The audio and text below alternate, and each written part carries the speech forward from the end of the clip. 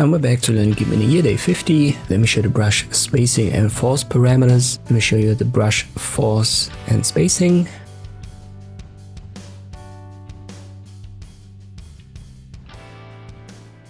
We'll start with the default brush right here, 100% hardness. You can also find it if you click on this little thumbnail icon. So this would be with a spacing of 10. Let me increase it to 20. And you can already see a little bit of a wobbly line.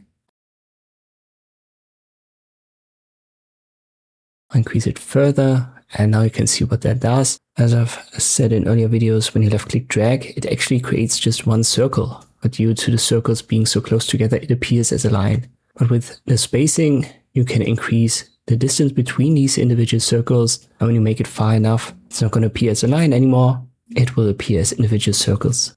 Obviously this works with other shapes as well. Let me use the star shape here.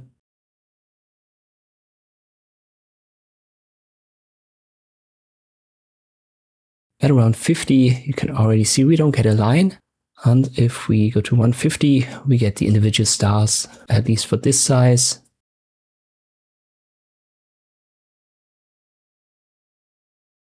And you can use that for drawing. For example, let me by hand draw a couple of letters, maybe like Sonic or something. And you can see if you make the spacing big enough, these stars will not overlap.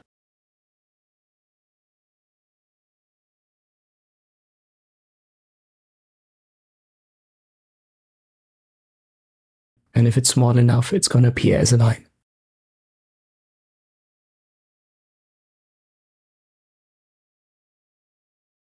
Let's get back to the circle. So this right here, hardness 100% and force is also 100. Let me go down gradually. And here at 24, you can already see it. And at 7, it becomes obvious.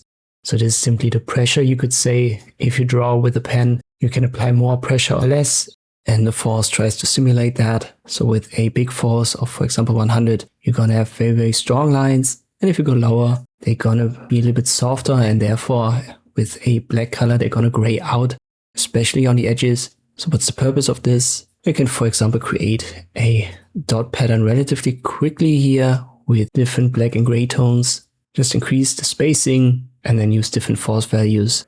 And that's one way to randomize it. And these principles can be used just like the other parameters here for the brush tool to create different design effects. When we stumble over this in this playlist, I'm going to specifically mention it again. But these were the big parameters here, maybe the properties, whatever you want to call it, of this brush tool. I hope this video was helpful. Thank you for watching, and I'll see you next time.